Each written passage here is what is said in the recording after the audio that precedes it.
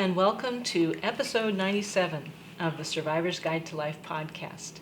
Today, you're going to have a treat because a couple of weeks ago, Peter and I had a Zoom conversation with Thamahr Alexis-Woon, who is a hospice nurse in Florida, and she is the nurse, angel nurse, who's overseeing the care for Peter's mom, Pauline. And we had a great talk with her, and today we're going to share part of that with you. So hello and welcome to the Survivor's Guide to Life. I'm Jenny Stevenson, your host, and joining me is Dr. Peter Bernstein, or Peter, as he likes to be called. I do. Peter's a coach and mentor with 50 years of experience helping people in the field of trauma recovery. Our podcast provides practical information and skills for resilience and personal growth during challenging times. And above all, we want to inspire our listeners, you, to find hope, courage, and strength, and to succeed and move forward in times of adversity. And we're glad to be here. She said it all. I don't know what else there is to say. Yeah, I know. We could just kind of... It's nice. But no, then they would never see Thamahr, and that would be a loss. No. Well, I'll tell you something. As far as I'm concerned, this is a prime time for us to talk about new ways to be in spite of crisis, difficulty, pain, and suffering. And we happen to know an awful lot of people like ourselves that are on the front lines, and their whole calling, we call it calling, our career, is based on dealing with the struggle and suffering and pain, helping others through some very difficult times, facing death and dying and sickness very serious. And yet, what we're really interested in is, how do they take care of themselves? How do they sustain themselves and stay so resilient? Because they're a great example of living this extraordinary reality that's an example to all of us who are now facing the same kinds. Really, you're facing an extraordinary reality. It's an ongoing crisis, and there's so much that keeps being added to it all the time. So I think that we're hoping anyway that we are inspiring you. And I'll tell you the truth, these things inspire me. And we have a very special conversation today with a very special woman. Her name is Thamahr Alexis-Woon. I just call her Thamahr.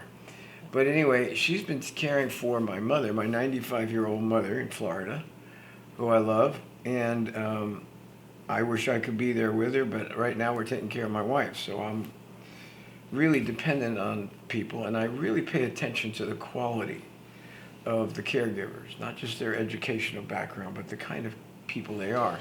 My mother happens to be surrounded by some incredible people, and they keep me going with it. They fill me in on what's going on. They talk to me. They send me pictures. I talk to my mother. It's wonderful. But Thamahr is a very outstanding young woman, and she's an incredible hospice nurse. I've seen her in action. She's an astounding woman. She brings such love and joy and care and expertise to the elderly who are facing the end of their lives. Thamahr is exceptional, as you will see. And we talked to her about her work, about her life. She'll fill you in on that. She's got an incredible background. She went into the military when she was 16 years old. Yep, she joined the Army. Yep, and she started there, and her whole career developed in the service. She was a senior in high school, and I guess she was looking for some adventure. But anyway, She went in the service, and from there, her education, her experience, all of that has developed to the point now where she is a very, very special hospice nurse for an organization in South Florida called Vitas. Vitas. Her whole team are friends of mine, and they are incredible people. Social worker Michael is a wonderful man. They have a chaplain who's Stephen, who is I don't know what it is. He used to be a Catholic priest, I think. And I don't think he doesn't see himself as that anymore. But he's an ordained Catholic priest. But as he says, your mom is not exactly open to that. Well, and knowing my mother, he's not kidding. You'll see. Yeah, one of the things that we enjoy is Tamar will send you texts with pictures and videos of her visits with Pauline, My mother. and Peter's mother. And some days Peter's mom is feeling not so good, and other days she is on top of it, and she has lots of great things to say.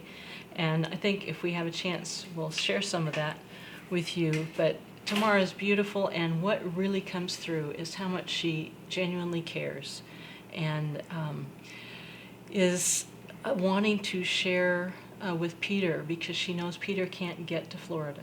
And she wants him to feel connected. She wants Pauline to feel connected to Peter. And she goes out of her way to make sure that happens. And she enjoys it. And she enjoys it. Yeah, that comes through too. We'll get some videos of my mother, and she's 95. Yeah. She used to, in her younger years, was absolutely ravishingly beautiful. And you'll see, I think we ought to play one of these videos that Tamar sends us. We all get a kick, all our staff, because my mother gets into her makeup, and she looks at herself and she says, "That's not me. I don't look like that. And I think my makeup, I need a little bit more, whatever." She's funny. Yeah. And she thinks she's much younger than she is. She does, and what's wrong with that? But anyway, Tamar jokes with her, and you'll see. You But anyway, we want to run this. We do, and you're going to love it, and we'll be back after you've seen our recorded conversation, and we'll have some things to say. Okay. Were you always a nurse? I mean, when did you start being a nurse? I was 19 when I got my nursing license. So Really? Wow. I actually enlisted in the military. I was in the Army. And Hey, you could be part of our nonprofit. It's for military. okay. You were in military, huh? Yeah, right out of high school. I just wanted to get away from home. I literally joined the military. My brother was in the military. I had cousins in the military, and they liked it. And I didn't want to stay home for college. I just wanted to go somewhere. And I was literally still 16 when I went into the military, because I was a senior in high school at that time. It was 1996. At that time, you could be a senior in high school, ready to graduate, and enlist in the military, like be enlisted and start getting paid and everything, go to your drills or whatever. Wow. So that's what I did. What branch? What branch? Army Reserves. Were you to the reserves? I was in that. Where were you stationed at first, the first part? I went to Fort Leonard Wood in Missouri for a boot camp. Okay. And then I went to Fort Sam Houston in Texas for my AIT. And that's how I did my nursing. You did AIT? Yeah. Oh, I did. So, good. Yeah, so I was a 91 Charlie, which I know they changed the MOS now. It's something different. So I had to do my EMT first, and then I could do my nursing. So I basically I was paid to become a nurse, which I love. And I went to Walter Reed Army Medical Center in DC, and I did the rest of my training there. And I actually got a job there afterwards and worked in pediatrics, med surg and neuro and all those different units. So that's how I started nursing. I started as an LPN, and then from there I got my RN. So I've been an RN 6 years now. Okay, now I'm more impressed. Anyway, I want to hear what Jenny's, just don't get tense. I just want to hear it myself. No. Oh, look. Okay, tell me what's one of the questions. Well, the first one you already got started on, and Which one? You were telling us how you got to be a nurse. Right. But we would like to know what drew you to working for hospice. Honestly, it's something that pretty much it did fall into my lap. I always worked with hospice nurses. I worked in many facilities. I've pretty much done everything nursing that you can think of. So I've always interacted with hospice nurses. I didn't understand it too much at the time. As an LPN, you kind of just I know they're managing their care, and they tell you to give them medications, and they tell you to do this and do that, and you just do what they tell you to do. Mm-hmm. But last 2 years ago, 2 Januaries ago, my little sister she got really, really sick. So she's my younger sister. We don't know really what happened to her. She took some medication. She went to a doctor because she thought she had a UTI. She took some antibiotics. About 2 weeks after taking it, she started having severe pain. So she's my stepsister. So her mom took her to the ER. They live in Orlando. Took her to the ER. Her labs were really off. Everything was just shutting down. Her liver shut down. Her kidney shut down. She ended up in ICU. She had cardiac arrest. They had to do CPR on her like 2 times. I mean, it was just bizarre, the whole situation. She was in ICU 2 months. And It was a Saturday that I woke up and I told my husband and my girls, I said, I need to go see my sister. Let's just go now. So we went there, literally. And all this time, like I'm talking to my other sister, because I have another sister who's the youngest, who lives with her. And she's not really giving me the information. She's never told me that her heart had stopped, that she's not responsive. That morning, my parents, my dad and her mom, my stepmom, signed a DNR. I had no idea what was going on. They just kept me out the loop altogether, but I just knew I had to get up there. So by the time I got up there, my little sister was telling me, that she wanted to bring Tommy, we call her Tommy. She wanted to bring her home. That the doctor says they can't do anything more for her, that she's going to die, period. Her liver's gone, her kidneys are done, nothing's functioning. She was swollen, she was retaining fluids. It was a mess. And they had no precise diagnosis besides the fact that she was dying. So at that point, I knew about hospice because I literally was leaving. I used to do corrections for 14 years. And then I went to hospice because I had worked as after hours hospice nurse on call while I was doing corrections, but it was something that I wanted to do full time because a job was offered to me full time Monday through Friday and the weekends and stuff off. So I wanted to do that, but I was telling my sister, I don't understand what's going on, but the doctor says she's dying. How come they didn't offer you to put her on hospice and get her home and she could be at home or whatever? But anyways, that same day that we went up there, she ended up dying at 11 something at night. That same exact day, she passed away. And I went in there because the kids are with me and my husband, so we're kind of in the family waiting area, hanging out. We're just there, being supportive. My dad and my stepmom were in the room with my little sister and some people from church and everything. So we gave them their space. But I went in to check on everybody, and I remember exactly at 11:14. I'm talking to her, I'm holding her hand, and she stops breathing, and her heart stops because I was watching the monitor and it just flatlined. And I'm looking at everybody like, what's going on? How come there's no code being called? Because I still didn't know. Anyways. So that really pushed me to understand the dying process and to be part of the hospice. It was bizarre because literally maybe a week before all of this, I had accepted the job, but I didn't, as far as hospice nurse, but I didn't start yet. So I was just doing the, on-call night shift, and it's only like 1 or 2 calls that you get in the evening. You just go and deal with symptom management, and then you let the regular team follow up the next day. So I was doing that, but I didn't have my own patients, my own caseload where I know the family and I know the patient and what they're dealing with. I was just managing symptoms if there was something going on. Mhm. I think after that, I was just really more into understanding hospice and the dying process and everything. But I don't know, like I said, I really wasn't looking to be a hospice nurse. I kind of just ended up being a hospice nurse for some reason. And I absolutely love what I do. I love my patients. I love talking to the families. I love interacting with them. I love being with them, just visiting with them, because sometimes they just need somebody sitting with them. I do Absolutely. their nails, I do their hair. You need to really have a lot of patience and time, and they need that because especially now with no visitors, it's horrible. It breaks my heart when you see them sitting in the room by themselves and so anyways, that's how I came to be a hospice nurse. Well, you know what? Most of the people that we know are gifted hospice. No, hospice personnel are different than regular medical personnel. Their whole outlook is different. Mhm. Everybody that we work with at hospice here, the people we work with are like part of our team. They're wonderful. They're like you. But every one of us have had trauma in our pasts. Mm. And every one of us had our own pain. And from that pain and from the losses, it brings us to a place of some kind of deeper empathy and understanding through our own pain for a process that most people avoid like it's the end of Right, everything. And it's true. we're the opposite. We're drawn in and we go in it and address it and engage with it. I've always been like that. But most of the people that I know that are dealing with things that we do are the same way. You're the same way. And they have a different outlook on medicine and they know a lot about the medical, but they have an outlook where sometimes healing the symptoms just isn't enough. And we're going to be dealing with the difficult process of loving people nurturing and caring for them during a very difficult time in life. We find that it brings us to a much more real place. I've been a clinician for a long time.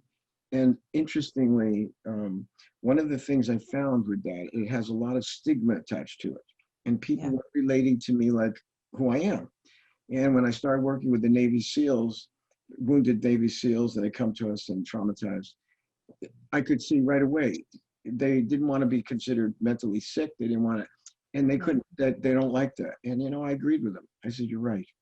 And don't get into my being a psychologist. I'm Peter, and that was hard for them to accept. But the truth is, through the years, particularly since Lynn has been sick, a lot of that stuff I've just cast off, and I don't let the clinical part of me, which I minimize now. Not that it's not in me, but I don't let that be the barrier between me and my fellow man. And I found that dealing with people who are dying and deeply, very sick and whatever, what's most important is to be a human being that can come alongside them to do, if not clinical, to do their nails, to make them comfortable, to exchange, have the energy exchange is so loving and nurturing and positive.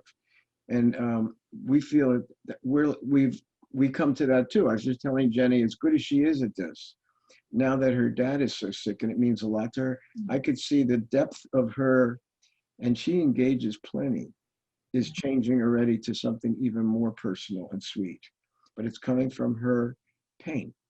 And I know that that's happened with me, and I've dealt with a lot of sickness and a lot of trauma. But now that Lynn has been so ill, and we're going through this, I've become so grateful and appreciative for the little things in life. I was always a guy that had to have the big stuff.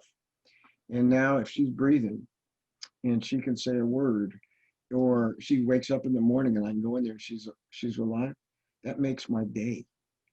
And when I see things like that, to me, that's precious. Now, I can't really say I had that depth of appreciation and gratitude before.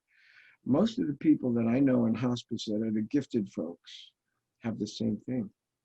They just understand life to the end much better than most medical people, to be honest with you. Even though they may know all the clinical, there's more to them than that. Now, you're one of them, to be honest with you. So is Michael, that, by the way. Yeah, no question about it. So that's the way we are. And we have people all over the world. And when I say a lot, I don't mean a lot. I mean individuals that we've known that are just like us. And even if I don't talk to them for 2 or 3 years and I need something, I can call them and it's like they're instantly right there. We're friends and we're all caring people. And this goes from command and Navy SEALs to Marines to anything, but they're personal friends and they care a lot. They're different. And it's like a big network and I love it. They're just like you. I mean, that's the truth. They're just in different parts of life, but they have the same attitudes, the same way of caring and appreciating people in life. It's different. They're different. And you're like that. Michael's like that. What's another question? What do you got? Well, the next one could be, and you already said a little bit about this, Thamahr, but what are some of the really rewarding, fulfilling things about what you do, and what are some of the more difficult things? Rewarding, I just love interacting with the patient. It's not, even though me and the other nurses on the team complain about the paperwork, but spending time with the patient is my favorite thing to do. So I go into the facility early and I'm there until the afternoon. I only have to see 6 patients a day, but everybody has their own scheduled time. So everybody is on a schedule as far as when I see them. Some of them are more than once a week that I will visit with them. And I just spend time with them. I make sure I look them over and I do, the basic nursing stuff, but then we'll watch TV and I have my little kit with my nail stuff, or I bring hair clips for them and put into their hair. We get it. We get it. Yeah. Our CN caregiver does the same thing. Yes. Yeah, they're like my little baby dolls. So You know what? You're telling the truth because I've seen you in action. You are right on. And we appreciate that. We know how valuable and precious that is. Yeah, it is. It's important to give them the time. Just the interaction is so important for the spirit, for the soul. So I think that's the rewarding part. And there's no time limit either. Like when I was in the hospital or nursing home, you have an 8-hour shift and it's hurry up, hurry up, hurry up because you want to make sure you get home in 8 hours to your family. But with this position, why I love it so much, because trust me, I don't get paid half as much as I used to with my other job, but I love the time that I get to make. It's all about me scheduling them, and then I take my time with them. I can spend 2 hours with them, 1 hour. I can spend as much time as I want with my patients, as long as they get seen, and I do my basic stuff. And then the rest of the time is just fun stuff, which I can Laura, never you know do in what? a I wish hospital or a you were out nursing home. here. It sounds I perfect. wish you were out here working with us. Oh. And we could introduce you to the hospice nurses just like you. And they come over here. I go with a gym and back, and they're still here hanging out with Yeah. Lynn and everybody. Yeah. They're like, yeah, and they take the time. Right. They're wonderful clinicians, but that's not their main thing. Right. And you're the same way. That's so I awesome. love that. I love doing that. So that's the rewarding part of being a hospice nurse, just managing a patient's case. And Okay, the I got another part to it. That's not the, uh, what do you find to be what you would consider difficult for you to deal with as a hospice? oh, what's difficult is to see them declining, to actually see the change when they're ready to pass away. Like I had a patient recently who was awake, alert, smiling, and he would eat for you. He wasn't, he was confused and he wasn't couldn't talk too much, but he made eye contact and he smiled so he can show that his gratitude and he loved your presence. And then when they change and then they stop eating and they get weaker and lethargic and they don't open their eyes anymore and they're just there breathing. That's the hard part, seeing that change.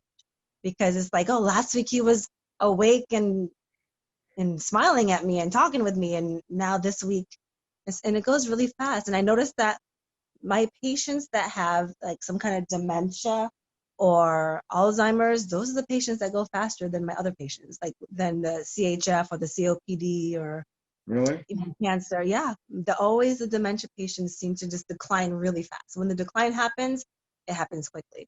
Really? So yeah, but We I know think that that's the hardest part for me. it is hard. And Yeah. I know about it, and yet that's the part. I'm not afraid of any of it. I deal with this part of my life. That is what I dread about Lynn. And I know that's going to come, and that's the part I'm scared about, that she's not here. So I think about that. But we do know, and she was just crying about it last night with her dad because it's happening Yeah. so fast. So Right. Yeah, so she was upset last night. Everybody here, we do, we give everybody room to deal with their emotions because this stuff definitely hits our hearts and core because we care, and so do you. We also make sure that people know you better as caregivers, know how to take care of that emotional stuff that's building up in you, and how it's affecting your body, and that's what we help them deal with, and then we purge it, and then they can go back refreshed. Otherwise, it has a cumulative effect, and all of a sudden, you're not so nurturing anymore, and you're emotionally tired, and whatever. And we've seen a lot of that. I have a question, Mom. With all the commitment and love that you have, and the kind of work that you do, how does that affect your relationship with your husband? How does this affect him? You know what? I can come home and talk about my day with my husband. He's a good listener, very good listener. All right. So, and then he's really good at giving advice. So like if something's bothering me, he will always steer me away from being frustrated and upset or whatever. But he's just there as a good support. It doesn't really affect him. He's a very strong-minded individual. So it doesn't affect him as much as it affects me. And he brings me back to my calm. So like we're totally yin and yang. So he helps you shift. Yeah. Right? Yeah. And we talk about how important that really is.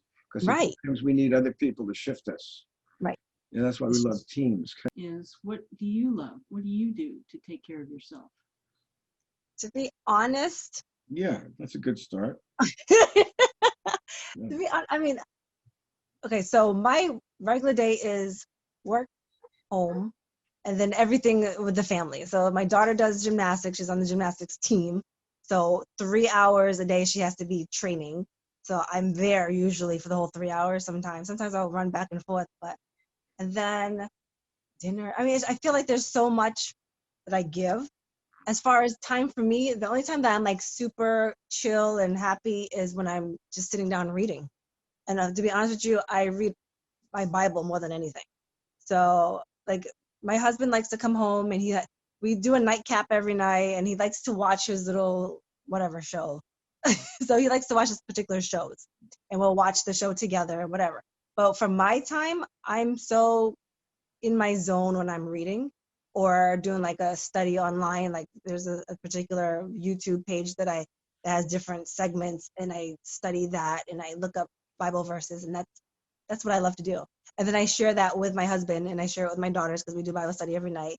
And that's what lifts me up. Like I feel so good doing that. And I love sharing information. And sometimes not even biblical stuff, it's just information in general. I just like teaching and letting them know this is what's going on, or current affairs or something. This is what I saw in the news. And as long as I'm teaching somebody something or bringing information to the family that will be useful to them, I feel good. So I don't really do much else. I used to get my nails done. I don't even bother. No. The nails, the hair. Come on, No, don't I give me don't. that. I'm looking at a beautiful No, woman here. Don't. No, sorry. You know no. what we I tell? do all this stuff out. I don't even go anywhere anymore to do Yeah. it. I just You do it know all what I at tell home the now. So ladies? just walk You know down. what? Really, what I tell them here is it's okay to be vain. That's good. Yes. You I can mean, do I it. paint my own nails now. I used to get since I was 17, I had acrylic nails. The only time I didn't have it was in the military. But ever since that, always had my nails done. I haven't done them since we've been on lockdown. You Well, I look really don't good. care. You With the look. Thank you. pandemic, none of these things that we always could do, we can do anymore. You can see my gray hair coming in. It's just a different time. Yes, you want to ask this I have beautiful. one more question I really would like to ask, and I'd like to give you a chance to share something that you've learned in caring for people at the end of life that you think would be valuable for everybody to know. Something that is important that you could share. One thing that I think is important, well, a couple of things. I think it's important for families to look into hospice services before the very end. Like, don't procrastinate. Don't wait until patients or your family member is actively dying. You know, if somebody has a terminal illness and you know that you want your family member to be comfortable, to be safe, you're no longer interested in aggressively treating anything or whatever, just, it's not that you're giving up, you know, because you put your family member on hospice. It's not giving up on them. There's a whole team that's there to support you during this phase. And like I had mentioned before, when patients go on hospice, they end up living much longer than their prognosis. So we've had patients on hospice for years, not Really? just months. Yeah, Well, Lynn's been on for years. yeah. Yeah. So it's, you know, it's spiritual with the chaplain, it's the social worker who can get you resources to things in the community and be there to support you. There's volunteers. We have the aides that come and take care of, and it's not like a nursing home or a facility where the aides would have to like rush. The aides go in and they bathe the patient from head to toe and wash their hair, and there's a lot of TLC. Oh yeah. With the team, with the hospice team. And then also you get the opportunity to kind of reconciliate everything, to make sure everything's in place. There's no stress on the family. There's no stress on the patient because everything's rushed, or, you know, there's no closure with anything. There's no forgiveness. You know, you don't want anyone dying with bitterness. There's time. There's time to do things when you think about giving them that hospice sooner than later. So I think that's really important. Like, don't think hospice is like, oh, that's the last minute thing. It's not a last minute thing. It's getting everything in place. You know, if there's a terminal illness, there's no reversing it. Just you need that extra support, you know, Yeah. from a team like a hospice team. You're so I right. think that's important It is important. because we've had patients come on literally and they're pretty much already dying, you know, and they're on for like a day or two, and then that's it. And the family's scrambling with funeral plans, and it's heartbreaking when you see that because everybody's stressed and it's not a happy time, you know. No, It's not. you're It's so, more stressful than. you're so right. Tamar, I hope this felt good to you because you are Yeah. wonderful. And We're done. That's it. No more questions. Is there anything you want to yeah, add? how about asking us? Is there Yeah, anything you want to ask us or anything you want to say? yeah. I appreciate you and everything that you're doing on your end with your institute. I mean, you can see the compassion that you guys have, and your heart and your soul are very. I don't know, you're a very warm and loving individual, and I just like your aura, and that's why I want to keep talking to you. So We're going to I, talk more. You don't think this is the end? Are you kidding me? You're in now. Yes. You're in. Yes. You know what? We got lots of papers that we've written. We've written a couple lately that we've submitted to some of the newspapers to give people hope. And also our podcast is every week and it's televised too. On my YouTube channel. Yeah, and this will be. We're going to have more guests because Peter. I wound up talking too much, and frankly, yeah, she's the host. I wind up doing all the talking. But, it's a good show. We have a lot of good friends all over the world, in Africa, in Singapore, in Moscow, Canada, all over. Yeah. So yeah, New Zealand. So we know that we're reaching people, a lot of people. Yeah. And it means a lot to them. So it's got depth to it. It's not just a superficial, entertaining show. Mhm. It's got the real meat. But I know we got to lighten it up sometimes because the subject matter is heavy duty. You've just been watching and listening to a Zoom conversation that Peter and I had with Thamahr Alexis-Woon, who is a hospice nurse in Florida and who, among other wonderful patients, cares for Peter's mom, Pauline. A real angel, a real gift to us, to your family.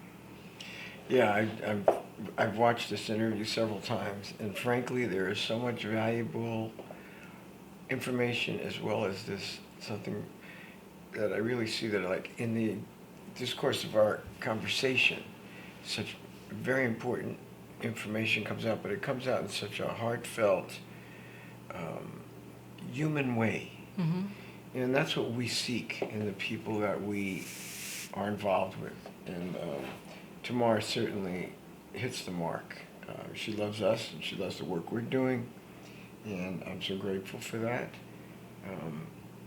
But I listened to this, and there's some very important things that she's brought up today in her casual, lovely way. This is a hard-working lady.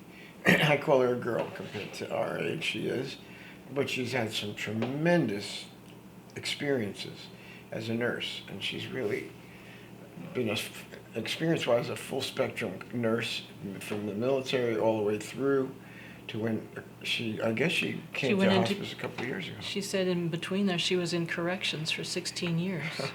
Amazing. She's got quite a resume. But I think one of the things that I realize about it is I know nurses that are very efficient and have a lot of experience, but they lack something very important. And this lady doesn't lack it. No. And that is this heartfelt caring, following a calling with such deep empathy and love of her job and love of the people she serves. And I've seen her in action. I know she's telling the truth. And the way she goes about it, being removed from the more classic medical model into the hospice model, is she's not held to such a strict schedule, and everything's not so tight and oriented toward tight hours and tight money, and she has more time. She described that she has a certain number of people that she sees, but how much she spends with each of them and what she does, she has a great deal of freedom, and that she really appreciates that. She does, and she's interested in the families. I can attest to that because I have a lot of interaction with her. She's very tuned into me and what we're doing here in California, and with my wife and our staff. She was the first one, wasn't she the first one that was able to do a FaceTime for you with your mom? I think so. Yeah. And she's funny, and it lifts our spirits at the Institute, because Thamahr is funny. And when my mother talks, she has a way of talking. Thamahr kind of imitates it and talks like my mother. She gets It's she gets funny. a little New York accent, New It's Jersey funny, accent yeah, going. and actually she's Yeah. Haitian, but you'd never know it. And she's funny. She picks up my mother's way of relating, and she does it too. Yeah. But very cute. And she really encourages my mom and supports her and loves her and does everything she can to keep my mother connected with her loved ones. She's Yeah. amazing. Yeah. Tamar is a great bridge from the heart and from the spirit. This is a lady who is a Christian. This is a lady who follows a calling God has placed in her life. It lifts her up to read the Bible. It lifts her up to understand the spiritual side of all of this better. We do it too. But to hear how she does it and to hear how important it is to her, that's one of her most important self-care kinds of things that she does. That was interesting when we asked her about what she did for self-care, and what she talked about had a lot to do with giving to her family. She's got a beautiful family. She really Yeah, does. She's yeah. got dogs. She loves dogs. But she's got an incredible younger daughter, and then she's got an older daughter. Latanya is her older daughter, and and Mikailah is her younger daughter. one, Michael is, I guess she's a gymnast in training, serious training. Yeah. This girl is loaded with personality. What is she, 8 or 9 years Yes, she was part of the call. We didn't show that part. Oh, we did? No, but Mikailah was part of it. Mikailah and her new puppy were She part of the is call. adorable and really full of life, really photogenic and really engaging. She's a doll. Yeah. And I know that as far as Tamarac is concerned, the way she shifts from the burdens of work to something else is she really focuses on our family. And I noticed that when we were doing the interviews, if there were things going on with the family, we would lose her a little bit because she focuses. She knew she was aware of what was happening with her She daughters. pays attention, Yeah. and to her that feeds her. She's a great mom, and Yeah. and she's cute. Tamar's beautiful. I still can't get over it when I look at her and I know what she is. Yeah. Amazing, and just a lovely human being. And she talks about also how important her husband is. He's not anywhere near this kind of work. He has his own kind of work. He's a mechanic. He's a mechanic, but he has a diesel mechanic. But he has, as she says, he's a great listener. He's very supportive, and he helps her shift from the burdens of her work. And there's plenty of burden, especially when you're an empathic type of person like she is. And we are certainly touched by dying and death and sickness. We can't get away from it. And at times we need someone to help us shift out of it, because we are dealing with an extraordinary reality. We live it. That's what happened with Tamar. That Yeah. when she had the experience of being with her sister, when her sister died, where she went from that was to go deeper in and to help people. And she had been a nurse a long time. Been a nurse a long time, and that's the other thing that comes through is the way she sees the people she works with are people. They're mothers and fathers and friends and relatives, and they're not patients. They're not a group of symptoms. They are people who she wants to care for with respect and dignity at the end of their lives. And she has a way of diffusing the stigma of these folks feeling like they're being treated like objects and patients, like a typical medical model. She diffuses that and treats them so lovingly and heartfelt. And that classic training, particularly the medical training, the barriers between the patient and the client. Well, I've watched Tamar in action. If there's a barrier, I don't know where it is. No, I think that's part of what I think appeals she to knows her. there is a barrier, but I got to be honest with you. She knows. She's professional. She Yeah. knows what she can But professional, and can't not in do, the but- classic sense of No. she's a professional. No. She's warm, loving, engaging, involved, Yeah. patient, and understanding. And it's a beautiful thing to watch. With all of her skill and ability, Yeah. her greatest skill is relating to her fellow man with love and empathy. And giving, but you can tell that she receives so much by the way she gives. We understand it. We've talked about it many times. And Tamar is a great example of what we're talking about. We love her. She's another part of our network. Excuse me. And that's why we wanted to introduce her to you. We wanted you to have a chance to And hear I think her you're gonna. words. I hope you really enjoy this conversation that we've had. It was really enjoyable, and I didn't do all the talking. No. She talks plenty. And we will have her back again Oh, to definitely. talk plenty more. She wanted to go on, and frankly, we had to go back to work. We had to go back to work, but we'll do it again. She wants to come back. The Survivor's Guide to Life is made possible through a grant from Sonoma Coast Trauma Treatment, a 501c3 public charity that relies entirely on donations from people like you. And we hope that what we brought to you today, what you've heard, has been of great benefit, and that you'll consider donating to Sonoma Coast Trauma Treatment at sctraumatreatment.org. We, the Survivor's Guide to Life, are on Facebook and Instagram, and we have a YouTube channel. We're on all the podcast outlets, and we would love to hear from you. Any feedback, any questions, please get in touch through one of those channels and let us know. Like us, share us. Also, you can get in touch with me. I'm Jenny at bernsteininstitute.com. We are at 707-781-3335. And we have this wonderful little booklet that Steve created with some principles that Peter has used and created through the years for how to make the best of times in hard times. I'll be glad to send you a copy. So thank you for listening, and please join us again next time.